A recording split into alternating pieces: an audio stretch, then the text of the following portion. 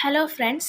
അപ്പോൾ നമ്മൾ ഇന്ന് 2025 അനൗൺസ് ചെയ്ത 97th ഓസ്കാറിനെ പറ്റിയാണ് ഇന്നത്തെ വീഡിയോ നമ്മൾ ചർച്ച ചെയ്യാൻ പോകുന്നത്. അതായത് ഈ വർഷം അനൗൺസ് ചെയ്ത ഓസ്കാറിനെ പറ്റിയാണ്. അപ്പോൾ അതിനെപ്പറ്റി ഈ വർഷം അനൗൺസ് ചെയ്ത ഓസ്കാറിനെ പറ്റി പറയുന്നതിന് മുമ്പ് നമുക്ക് ഇന്ത്യയും ഓസ്കാറും തമ്മിലുള്ള കുറച്ച് ഇന്ത്യക്ക് മുമ്പ് കിട്ടിയ അവാർഡുകളെ പറ്റി നോക്കാം. Bhanu Athaiya 1982 best costume design കാറ്റഗറിയിൽ ഭാനു അത്തയ്യയ്ക്ക് അവാർഡ് നേടിയിരുന്നു. ഗാന്ധി സിനിമയ്ക്ക് വേണ്ടിയാണ് കോസ്റ്റ്യൂം ഡിസൈനിന് അവാർഡ് കിട്ടിയത്. ഈ ഭാനു അത്തയ്യയാണ് ഇന്ത്യയിൽ ഓസ്കാർ നേടുന്ന ആദ്യ വനിത. ഭാനു അത്തയ്യയാണ്. അത് കഴിഞ്ഞ് ഓസ്കാർ ഇന്ത്യക്ക് കിട്ടുന്നത് സത്യജിത്ത് റോയ്ക്കാണ്. ഇന്ത്യയിലെ ഒരു ഫേമസ് ആയിട്ടുള്ള ഒരു ഫിലിം മേക്കറാണ് സത്യജിത്ത് റോയ്. അദ്ദേഹത്തിന് 1992 ഹോണററി അവാർഡായിട്ട് കിട്ടിയിട്ടുണ്ട് സത്യജിത്ത് റോയ്. പിന്നീട് കിട്ടുന്നത് സ്ലം ഡോഗ് മില്യനെയർ എന്നൊരു സിനിമയ്ക്കാണ്. ആ സിനിമയ്ക്ക് 3 കാറ്റഗറിയിൽ അവാർഡ് ലഭിച്ചിട്ടുണ്ട്. അതിൽ ഏറ്റവും പ്രധാനം AR റഹ്മാനാണ്. 2008 ബെസ്റ്റ് ഒറിജിനൽ സ്കോറിനും ബെസ്റ്റ് ഒറിജിനൽ സോങ്ങിനും ഈ സിനിമയ്ക്ക് വേണ്ടി AR റഹ്മാൻ അവാർഡ് കിട്ടി. കൂടാതെ ഗുൽസാറിനും ബെസ്റ്റ് ഒറിജിനൽ സോങ് കാറ്റഗറിയിൽ അവാർഡ് കിട്ടി.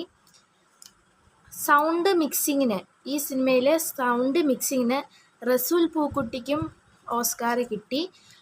ഓസ്കാർ കിട്ടുന്ന ആദ്യ മലയാളിയാണ് റസൂൽ പൂക്കുട്ടി. പിന്നെ ഇപ്പോൾ ഈ ഇടയ്ക്ക് 2022 MM കീരവാണിക്കും ചന്ദ്രബോസിനും നാട്ടു നാട്ടു എന്ന പാട്ട് RRR സിനിമയിലുള്ള നാട്ടു നാട്ടു സോങ്ങിന് 2022 ബെസ്റ്റ് ഒറിജിനൽ സോങ് കാറ്റഗറിയിൽ അവാർഡ് ലഭിച്ചു.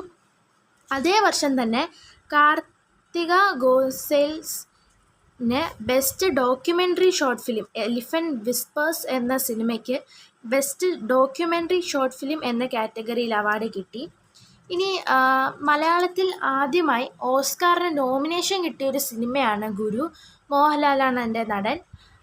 പിന്നീട് ഇന്ത്യയിൽ നിന്ന് പോയ മറ്റ് നോമിനേഷൻ കിട്ടിയ സിനിമ, അവാർഡ് കിട്ടാതെ നോമിനേഷനിൽ മാത്രം ചുരുങ്ങിപ്പോയ സിനിമകൾ മദർ ഇന്ത്യ, സലാം ബോംബൈ, ലഗാൻ എന്നീ സിനിമകളാണ്. അപ്പോൾ ഇത്രയാണുള്ളത്. ഇനി നമുക്ക് ഈ വർഷത്തെ ഓസ്കാർ നോക്കാം. ഈ വർഷത്തെ മികച്ച നടനായി തിരഞ്ഞെടുക്കപ്പെട്ടത് എഡ്രിയൻ ബ്രോഡിയാണ്. ബ്രൂട്ടലിസ്റ്റ് എന്ന സിനിമയ്ക്കാണ് മികച്ച നടൻ എന്ന പദവി എഡ്രിയൻ ബ്രോഡിക്ക് കിട്ടിയത്. ബ്രൂട്ടലിസ്റ്റാണ് നേടിയ സിനിമ. ഇതിൽ കാണിച്ചിരിക്കുന്ന ഫോട്ടോ നമുക്ക് നോട്ട് ചെയ്ത് വെക്കാം. കാരണം ചിലപ്പോൾ ഫോട്ടോ തന്നിട്ട് ഇയാൾ ഐഡൻറ്റിഫൈ ചെയ്യാനോ എങ്ങാനും ക്വസ്റ്റ്യൻസ് വരാം. അടുത്തത് മികച്ച നടിയാണ്. മിക്കി മാഡിസൺ ആണ് ഈ വർഷത്തെ മികച്ച നടി. അനോറ എന്ന സിനിമയ്ക്കാണ് ഇവർക്ക് ഈ നേട്ടം കൈവരിച്ചത്. അടുത്തത് നമുക്ക് നോക്കുമ്പോൾ മികച്ച സിനിമയാണ്. മികച്ച സിനിമ എന്ന നേട്ടം അനോറയാണ് കൈവരിച്ചത്. ഈ വർഷത്തെ ഓസ്കാറിൽ ഏറ്റവും കൂടുതൽ അവാർഡ് കിട്ടിയത് അനോറ എന്ന സിനിമയ്ക്കാണ്. അപ്പോൾ ഈ അനോറ എന്ന സിനിമ ഏതൊക്കെ കാറ്റഗറിയിൽ ആണ് അവാർഡ് നേടിയത് നമുക്ക് നോക്കാം. മികച്ച സിനിമ, മികച്ച സംവിധായകൻ, മികച്ച നടി, മികച്ച തിരക്കഥ, മികച്ച എഡിറ്റിംഗ് എന്നീ കാറ്റഗറിയിലാണ് അനോറയ്ക്ക് അവാർഡുകൾ ലഭിച്ചത്. ഈ വർഷത്തെ ഏറ്റവും കൂടുതൽ അവാർഡ് നേടിയ സിനിമ അനോറയാണ്. കഴിഞ്ഞ വർഷം ഓപ്പൺഹൈമർ ആയിരുന്നു ഏറ്റവും കൂടുതൽ അവാർഡ് ലഭിച്ചത്.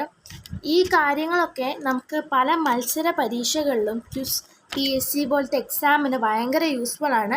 അപ്പോൾ ഈ വീഡിയോ നിങ്ങൾ മുഴുവനായി കാണുക.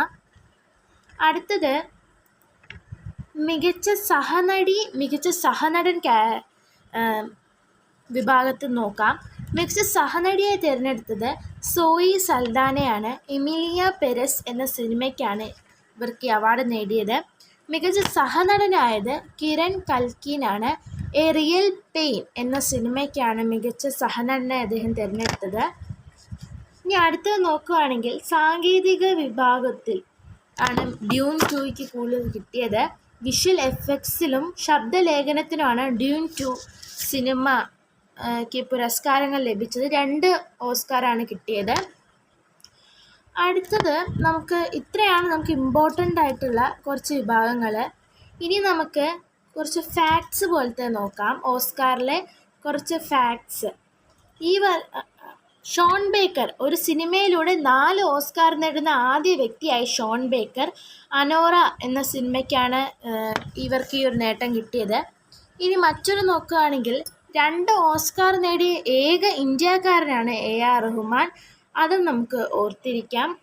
അപ്പോൾ ഇത്രയേ ഉള്ളൂ നമ്മുടെ ഇന്നത്തെ വീഡിയോ. ഒരു ചെറിയ വീഡിയോ ആണ്. ഈ വീഡിയോ നിങ്ങൾക്ക് ഇഷ്ടമായെങ്കിൽ ലൈക്ക്, ഷെയർ, സബ്സ്ക്രൈബ് ചെയ്യുക.